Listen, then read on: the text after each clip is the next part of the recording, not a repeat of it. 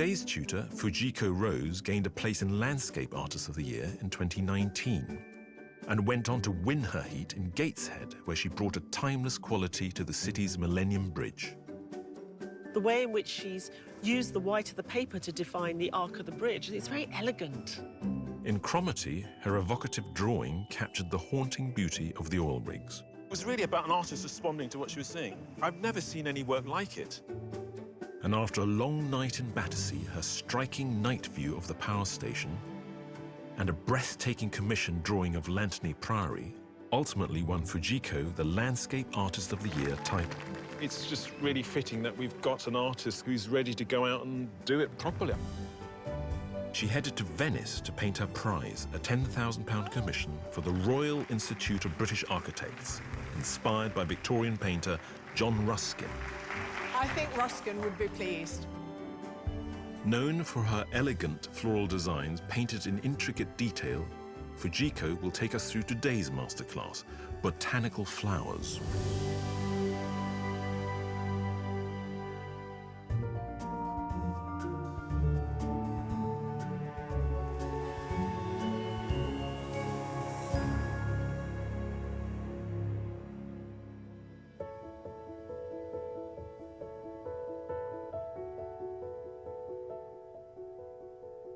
Today I'm going to show you one of the ways in which I'd approach doing a botanical drawing with ink. It's going to be monochromatic and a little bit of a mix of brushwork and pen work, and so I'm just going to show the different ways you can create texture and really play with your artwork. So the first step is I always start with pencil, because ink is one of those things, once you've put it down, you've got to commit. And so it's always best to map everything out first, do a kind of skeleton sketch that you can then follow with your ink. I've got this reference image here, and so I just want to do a little exercise just to show if you're not comfortable with certain elements like these flowers, or maybe this leaf is a bit complicated and it's at a funny angle, then you can just kind of do a quick practice first. So always note where the center of the flower is in relation to this kind of outer petal. I'm actually going to put my pencil to paper, or maybe even a pen so you can see. So you can kind of see where this is positioned in relation to the outer circle, because sometimes it's not where you would expect. So if I say, even from the start, go with this kind of circle, and then do the inner circle, so you've got this little kind of egg going on. And from there, you can figure out where the petals go. And something important is don't be overly perfect about it. You know, it's grown naturally. We don't want it to look manufactured. It can look a bit ugly for a bit. That's quite normal. It's part of the process of drawing. There is quite often an ugly stage, and you've got to sort of trust the process. I've very much almost given up on some pieces midway and still love the final result, so it's good to troop through. And it's just very rough. It's not beautiful, but the point is we're going to work on ink on top of that. And so at the moment, you don't really want to spend too much time on it. So I'm going to actually just start with mapping out on this piece of paper. The focus of this piece is these flowers, really. And so I'm actually going to pop those where I want them to be, and I'm going to build up around it. So let's say I have flower 1 here. Usually I would do like a layout sketch, but for this, I'm not too fussed. You know, it's almost as if in your garden and you are just sketching from life, and, you know, you don't need to overthink too much. And so first, I'm just doing these kind of big circly things. So nice swooping motions for these stems.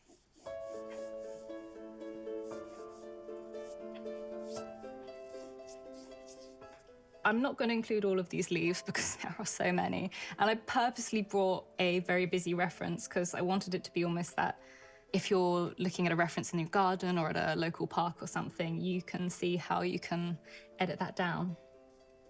And so going in with these leaves, try to look at it as shapes rather than thinking, oh, right now I'm drawing a leaf. Sometimes it helps.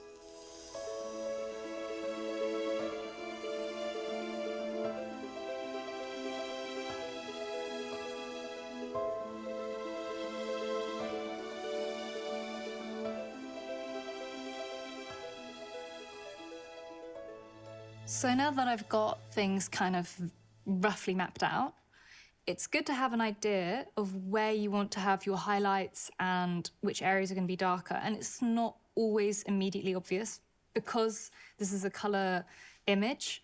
Translating that into monochromatic can be a bit tricky. You can just edit a photo to be black and white, but I'm just going to go a little bit with gut instinct that I feel will reflect what's here. And so these leaves over here, I'm definitely going to have be stronger. And you can sketch it out on the side if you'd like to, but I've just made a little note to myself that this might be a bit darker, maybe this area will be a little bit darker, and just very lightly noting it out to myself that that is where I want to put more ink down. I'd say in general, when it comes to deciding which areas are going to be light and dark, it's better to be a little bit more sparing at the start because you can always add a little bit more later. And so I've just noted down the ones I definitely want, but I might want a few more bits to be also popping and quite contrasting. So I might decide those as I go along. So I'm going to use a little bit of a mix of pen and brush. I think I'll start with the pen and using one that's very light. So this is just like a 0.1. And so going in very gently, starting with this center. This little center sphere just here got a bit of a fuzzy texture, and so I'm sort of approaching it like literally like that. So just drawing outwards and gently tapping my pen and building it up. Just very light marks so that even if I do build it up to be a bit darker, it still feels very delicate. Like you can tell there's a very fine texture there. I try not to outline things just because I find like the highlights show kind of more if it doesn't have a strong dark line around it.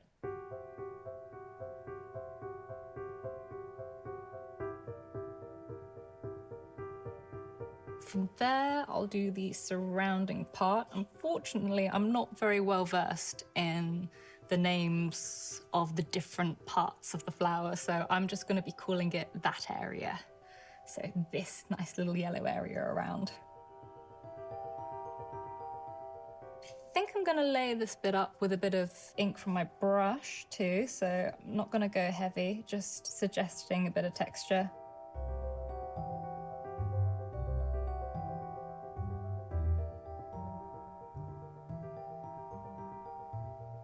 I'm currently working on a bit of watercolor paper, and I'd say with ink in general, it's safest to work on that. If you're just using pens, there's more options and a bit more freedom, and sketchbooks and even thinner papers are perfectly fine. But because I'm using ink with water, it's gonna really soak up, and a lot of other papers would just warp.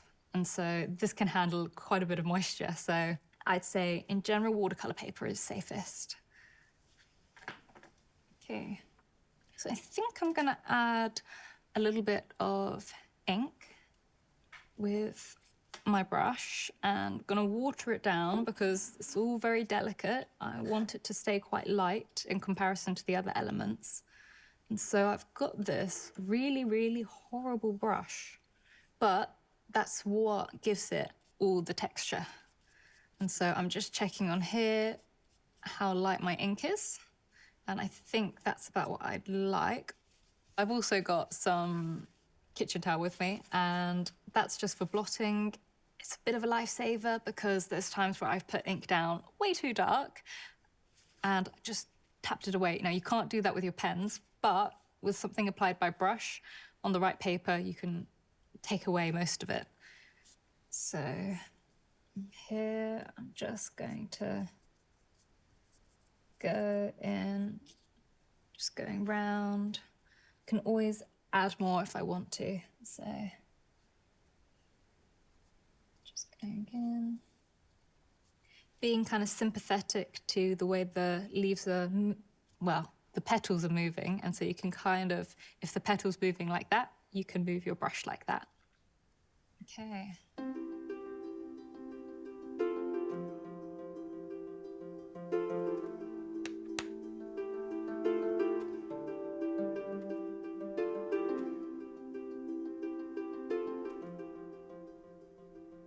So now that I've filled out my 2 main flowers, I think next I'm just going to work on these stems because this is what's in front. So the elements closer to you are the ones that you usually would work on first, just because the elements behind are kind of overlapping it, and so it'd be a bit awkward to work around otherwise. So I've just got like a mixed pack of pens, just like a standard pigment liner set, and it just means there's more options, and they all create slightly different textures when you shade with them. Generally with the stems, I like for the texture to be quite smooth, even if it's a little bit grainy. So I try to have quite smooth strokes, like nice and long, copying, in a way, the actual form itself.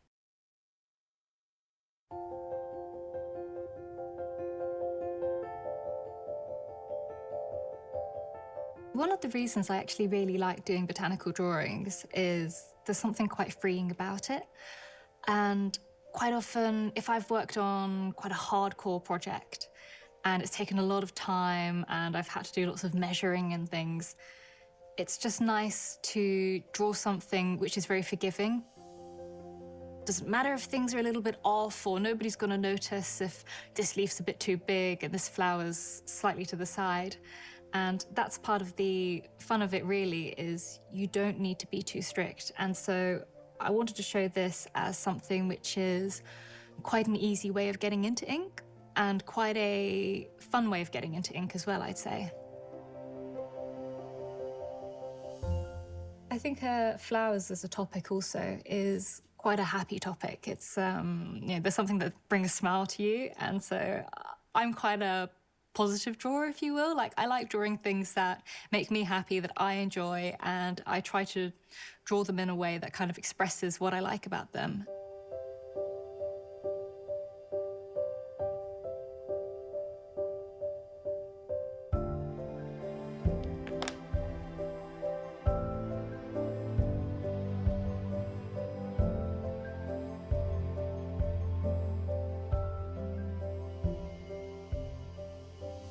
So whilst I haven't exactly finished all of the stems, it's not like you can do things perfectly chronologically. You've got to look at the layout of things, and if this stem is kind of like much further back, there's not really a point in doing it now. And so I'm moving on to the leaves at the moment. Some of them are going to have a little bit more detail, and some of them are definitely going to be very simple. But I've decided I'm going quite strong on the leaves, so they're going to be quite bold. I want that contrast with the petals, and I want the flower to look more delicate in comparison. So that contrast is what makes both, in a way, stand out more. I'll do maybe this leaf here with a bit more detail, and maybe this leaf here, and then I'll see how much is needed, because sometimes you don't need as much as you think you might.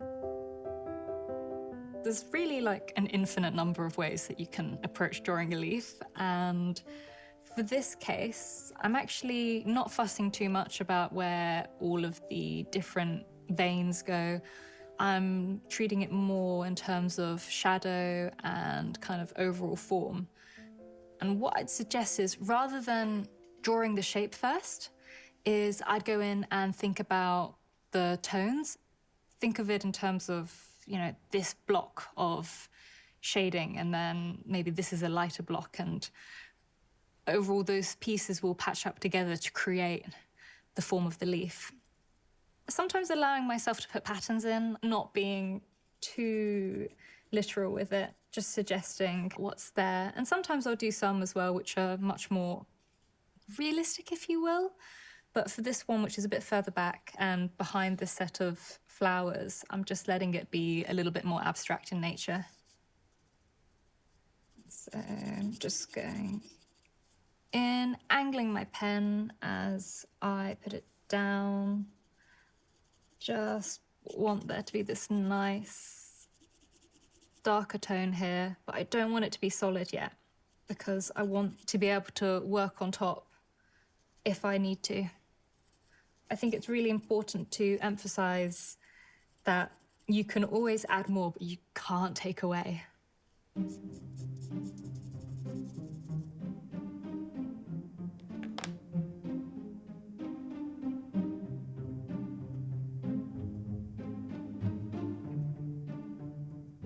So I've just got a little bit of inky water that I'm adding at the moment. It's quite a softer tone because, again, I can build it up. But I want it to feel kind of cohesive with the rest of the piece. And since I've got a mix of brushwork and line work going on, I want the pieces to overlap and the textures to layer and build, just to add a bit more depth. So if I just suddenly had a completely ink-drawn black and white leafy section here, and then this is all kind of watery brushwork, there's nothing wrong with that, but I think for this, I want it to be a little bit more integrated.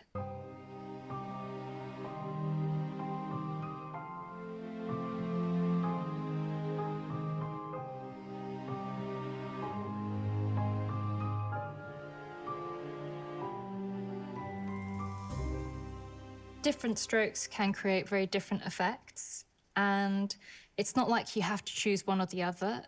For this leaf, I've actually done different types. So on one side, which is quite shaded, I've gone broader strokes. And then on this other side, it's actually catching quite a bit of light. And so I'm creating this sort of dappled effect by doing very short little strokes. And I've also did these tiny little strokes in the petals just to show this kind of like rippling movement. And so it's all very flexible.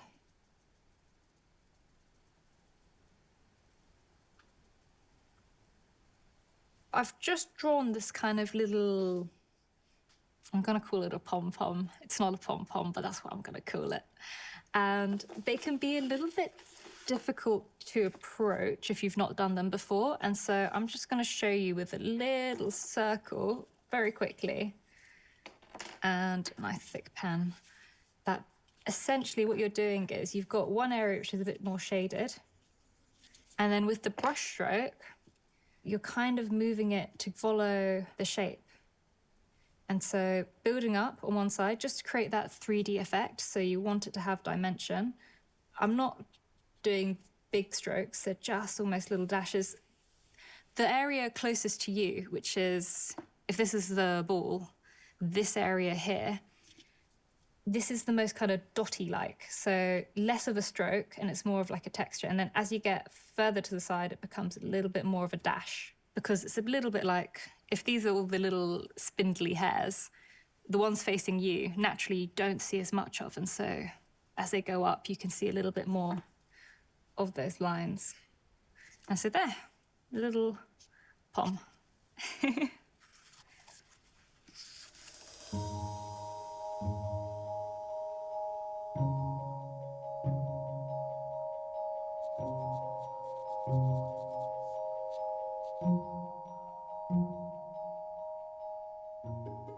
So I think those are really the leaves that I want to keep with more detail and texture.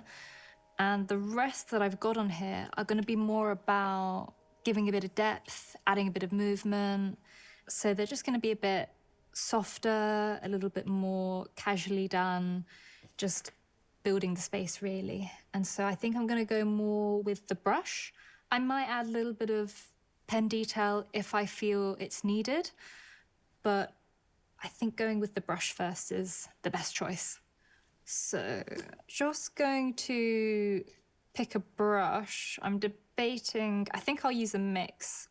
Some of the smaller ones I'll need something with a little bit more control, but for some parts I think I'm going to use this, because even though I don't want to layer texture on with my pen, this brush can still create a little bit of texture without it being kind of in your face. And so the point of this is it's almost a bit like a photograph which has a main focus and our subjects back around here, and to the side are gonna be softer, and that contrast is gonna help really show that this is the hero of our piece. So just having a nice watered down brush here, still gonna have it a little bit darker than it will be actually on the paper because I'm gonna blot away. And what's quite nice when you blot it is you can kind of control where you press down more. And so again, that can help create like a gradient of tone and a little bit of a mottled effect, which just keep it from looking too flat. Trying not to be too precious about what is a leaf shape, because they're all a little bit wobbled and twisted. And so I don't mind the fact that things are a little bit wonky and distorted here.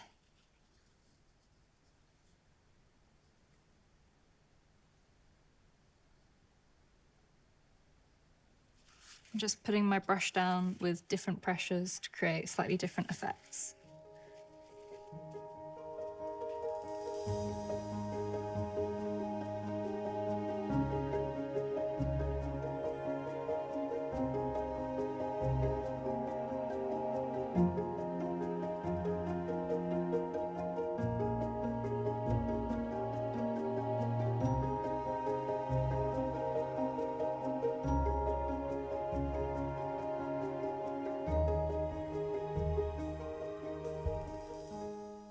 Just at the moment putting on quite a wet layer of ink. If you want to be doing kind of lots of blotting, you do need your ink to be quite wet, otherwise it's just going to go straight into the paper, and if it's too dark, you might not be able to take away as much as you hope. So here, I'm just going to show how I might blot this. I'm just going slightly different pressures, just gently putting on so that there's like almost a little bit of a highlight here. And then this part is shown as being a bit more shadowed. So going on, and I'm just trying to be quite playful with my brush marks. So not too even, I'm letting, as I go along, there's a little bit of a wobble. And that's just creating a nice kind of organic sort of texture.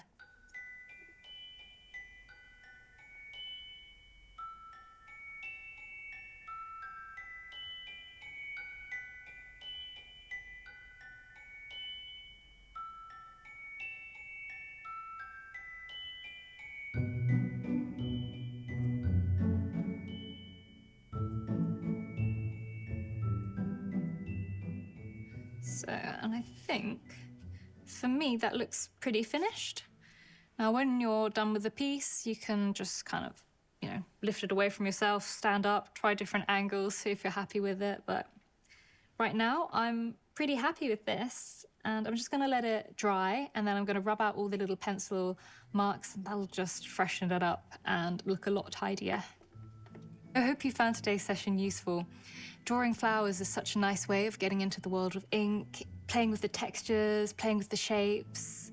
So I do really recommend trying it for yourself. Have fun and good luck. If you'd like to find out more about these masterclasses, go onto our website, skyartsartistoftheyear.tv.